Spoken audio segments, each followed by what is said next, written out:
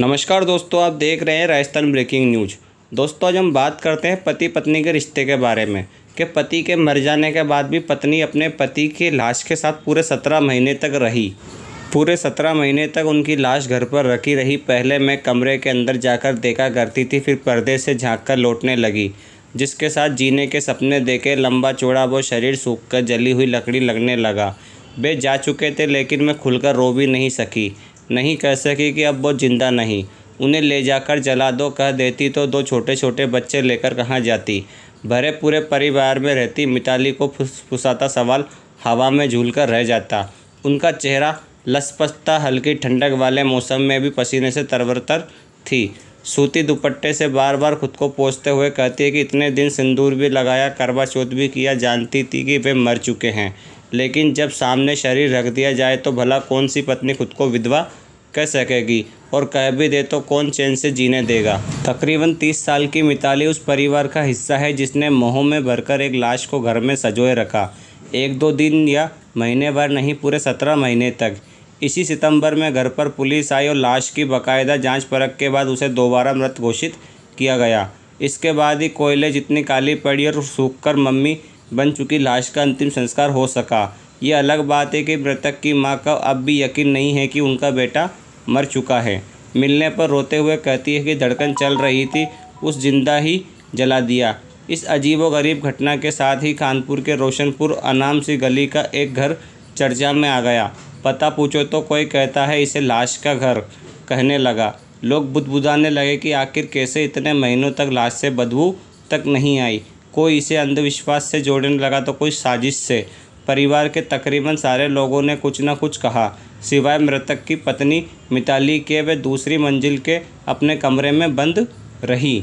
साल 2016 में हमारी शादी हुई। मैं कानपुर में नौकरी करती थी, वो दिल्ली में। कभी मैं मिलने जाती तो कभी वो आते, यहाँ तक कि हम दोनों लिव विदाउट पे हो जाते, लेकिन आना जाना कम नहीं हो सका। वो ज़िंदगी के सबसे खूबसूरत दिन थे। अब सपने ही सपने परिवार के, अच्छी ज़िंदगी के, घूमने फिरने के। इसी बीच एक बेटा हुआ और फिर बेटी। अप्रैल 2021 में ट्रांसफ़र के बाद वे अहमदाबाद में थे। मैं भी महीने भर की बेटी के साथ वहीं थी। तभी उनकी तबीयत बिगड़ी, हम कानपुर आए। कोविड का दौर था। जैसे तैसे एक अस्पताल ने उन्हें एडमिट किया। 5वें दिन से हालत बिगड़ती चली गई और डॉक्टर ने डेथ सर्टिफिकेट बनाकर दे दिया। हम रोते रहे, मिन्नतें करते रहे कि एक बार ठीक से जांच कर ले, लेकिन उस डॉक्टर ने खुद उनकी लाश को उठाकर हमारी गाड़ी में पटक दिया। कहा, रोना धोना कहीं और जाकर करो, बस इसे जहां से ले जाओ। घर लौटकर हम अंतिम संस्कार की तैयारी कर ही रहे थे कि तभी किसी ने ऑक्सीमीटर उनकी उंगली में लगा दिया। पल्स दिखने लगी। हल्ला मच गया कि वे जिंदा है। आनंद फानंद में कमरा तैयार हुआ। लकड़ी का तख्ता लगा दिया और उन्हें वहां लिटा दिया। यहीं से सब बदल गया। बताते हुए मिताली ने पलकें झपकाती है, न आंसू गिराती है। आंखें सूखी हुई है, जैसे 17 महीनों की बारिश के बाद तेज धूप सब सोख ले। पूरी बातचीत में एक बार भी अपने पति को लाश या बॉडी नहीं कहती हैं। हाँ, धीमी आवाज़ में ज़रूर दोहराती है कि जब पूरी फैमिली ही भ्रम में जी रही थी तो वे अकेली क्या कर लेती, करवा चौथ कैसे नहीं करती। भले ही वह मर चुके हों, लेकिन सामने शरीर रखा था, तब उन्हें जिंदा मानते थे। तब मैं व्रत कैसे नहीं करती। कभी ये भी नहीं सोचती कि क्या पता वाकई चमत्कार हो जाए। बैंक में अच्छे पद पर काम करती मिताली के चेहरे के साथ साथ आवाज़ भी पसीने में डूबी हुई लगती थी। ये जानते हुए भी पति मर चुका है, वे उसे जिंदा मानने को मजबूर थी। मायके में या बैंक के अपने साथियों को नहीं बताया। नहीं मायके में कोई मजबूत सहारा है, नहीं ऑफिस में। कहती तो बेकार की बातें बढ़ती। सबको यही कर रखा था कि वे कोविड के बाद से कोमा में हैं। कोमा में होने की ही बात पूरे परिवार ने अड़ोस पड़ोस में दोहरा दी थी। मर चुके बेटे को अप्रैल से लेकर अक्टूबर 2021 तक ऑक्सीजन लगाई जाती रही। उसे नहलाया धुलाया गया, यहीं तक कि माँ बीच बीच में पानी के घूंट भी पिलाती रही। मिताली सब कुछ देखती। महीने भर की बेटी चलने लगी। 5 साल का बेटा पापा कब जागेंगे जैसे सवाल करने लगा। तब जाकर धीरज टूटा।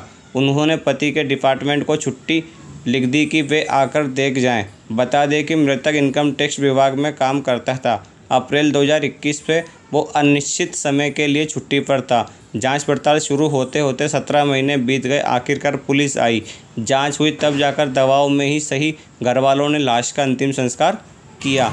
मिताली के हाथों में कांच की 2 चूड़ियां दिखती है। माथे पर से ब्याहत की निशानी जोड़ लगाकर मिटाई हुई। नई उम्र में भी अधेड़ों जैसी थकन और बुजुर्गों जैसी उम्र बार बार कहती थी कि बच्चे छोटे हैं, उनके लिए जीना है। कुछ दिनों बाद वापस बैंक लौट जाऊंगी, तब तक लोगों के सवाल भी छोटे हो जाएंगे। फ़ोटो मांगने पर अपनी तस्वीर ब्लर करके भेजती है। 17 महीनों तक जिंदा मुर्दा पति के साथ से शायद हर बात से उनका भरोसा उठ गया। पत्नी के बाद मेरी मुलाकात उनकी माँ से होती है, जो पहले तो फकफकाकर रोती है, फिर संभलते हुए कहती है कि एक चूहा भी मरता है तो घर में बदबू फैल जाती है। फिर ये तो लंबा चौड़ा शरीर था, बताओ भला हम कैसे रख लेते।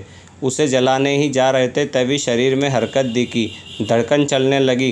पहले हमने नब्ज टटोली, फिर कंपाउंडर को बुलाया। ईसीजी में दिल की धड़कन दिख रही थी तो वो जिंदा था।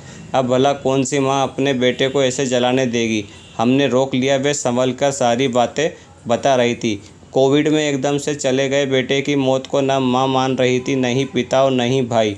भाई साथ ही बैठे थे, जो कई बार कह चुके थे कि हाँ धड़कन तो चलती थी। शुरू में माँ मुंह में पानी डालती थी तो अंदर भी जाता था। शरीर में कोई हरकत दिखी, कभी ये सवाल मुंह तक आते आते अटक जाता था। माँ जैसे मन पड़ते हुए बताती है, शरीर चलता फिरता तो नहीं था, लेकिन हाथों की कसरत कराओ तो वो आराम से हिलते डुलते थे। देर सख्त माता हमेशा गर्म रहा, मिट्टी शरीर कभी ऐसे होता। जर्द होते हुए कपड़ों में बेटी अम्मा की आंखों में जर्द उम्मीद है कि कोई तो उनकी बात पर हामी भर दे। मैं टुकुर टुकुर देखता रहा। हम लोगों को आस थी कि वो जाग जाएगा। सफाई करते हुए रोज़ उससे बात करती थी कि तुम्हारी बेटी चलने लगी है, उसको देखो, अपना घरबार देखो, उठो हमारे साथ चाय पियो, काम पर जाओ। त्योहार आए और चले गए, हम रोते रहे, प्रार्थना करते रहे कि वो उठ जाए। तब तो उन लोगों ने उसे जलवा दिया। धड़कन चलते में ये कहते हुए तकरीबन 65 साल की माँ हिलक कर रो पड़ी। पल पल की खबर पाने के लिए दोस्तों चैनल को लाइक करें, सब्सक्राइब करें और शेयर करें।